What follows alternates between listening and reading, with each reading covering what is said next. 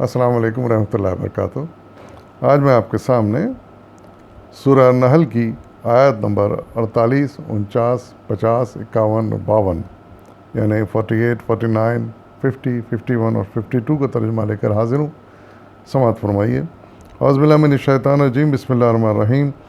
اور کیا یہ لوگ اللہ کی پیدا کی ہوئی کسی چیز کو بھی نہیں دیکھتے کہ اس کا سایہ کس طرح اللہ کے حضور سجدہ کرتے ہوئے دائیں اور بائیں گرتا ہے؟ یہ سب کے سب اس طرح اظہار عجز کر رہے ہیں۔ زمین اور آسمانوں میں جس قدر جاندار مخلوقات ہیں اور جتنے ملائکہ ہیں، سب اللہ کے آگے سرب سجود ہیں۔ وہ ہرگز سرکشی نہیں کرتے، اپنے رب سے جو ان کے اوپر ہے ڈرتے ہیں، اور جو کچھ حکم دیا جاتا ہے اسی کے مطابق کام کرتے ہیں۔ اللہ کا فرمان ہے کہ دو خدا نہ بنا لو، خدا تو بس ایک ہی ہے، لہٰذا تم مجھے سے ڈرو۔ اسی کا ہے وہ سب کچھ جو آسمانوں میں ہے اور جو زمین میں ہے، اور خالصتاً اسی کا دین ساری کائنات میں چل رہا ہے۔ پھر کیا تم اللہ کو چھوڑ کر کسی اور سے تقویٰ کرو گے؟ صدق اللہ العظیم۔ ان آیات میں بھی اللہ تعالیٰ نے اپنے کچھ قدرت کے مظاہر کے بارے میں تبصرہ کیا ہے۔ پہلی بات یہ فرمائی گئی کہ اس کائنات میں اور خاص طور سے زمین میں جو بھی چیزیں پیدا کی گئی ہیں وہ مادے سے پیدا کی گئی ہیں،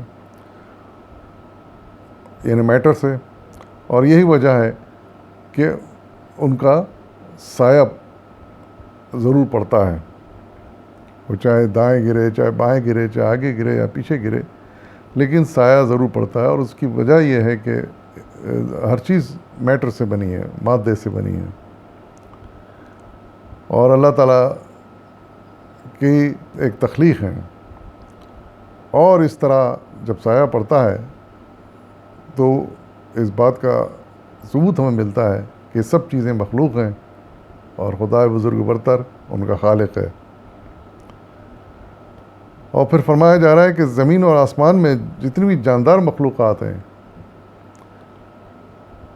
وہ سب اللہ کے آگے سجدہ کرتے ہیں۔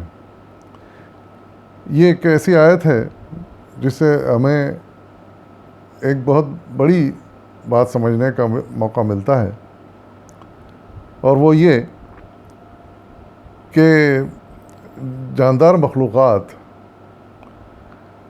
زمین اور آسمانوں میں بھی ہیں۔ زمین میں تو ہیں ہی ہیں، آسمانوں میں بھی ہیں۔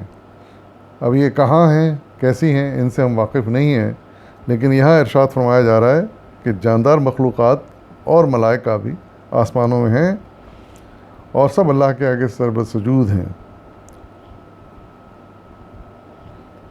اس میں ایک طرف تو یقینی بات ہے کہ جو جتنے ملائکہ ہیں وہ ہرگز سرکشی نہیں کرتے، وہ اللہ کے حکم کے ہر لمحے تابع ہوتے ہیں، جو حکم دیا جاتا ہے فوراً بجا لاتے ہیں۔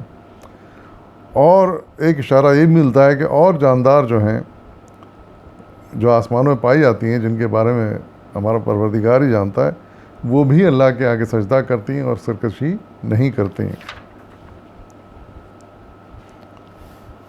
اور اللہ تعالیٰ کے ہر حکم کی تعمیل کرتے ہیں۔ پھر آگے فرمایا گیا کہ دو خدا نہ بنا لو، خدا تو بس ایک ہی ہے۔ تو حقیقت ہے کہ انسان کو یہ تصور بھی نہیں کرنا چاہیے کہ خدا کے علاوہ کوئی اور خدا ہے، وہ چاہے کسی قسم کا بھی خدا بنایا ہوا خدا ہو، یہ ممکن نہیں ہے۔ تو اس ایک خدا کے سوا ہم کو ہر ایک کا انکار کرنا ہے، کیونکہ ان کی کوئی حقیقت نہیں ہے، وہ بناوٹی خدا ہیں، تصوراتی خدا ہیں، امیجنری ہیں۔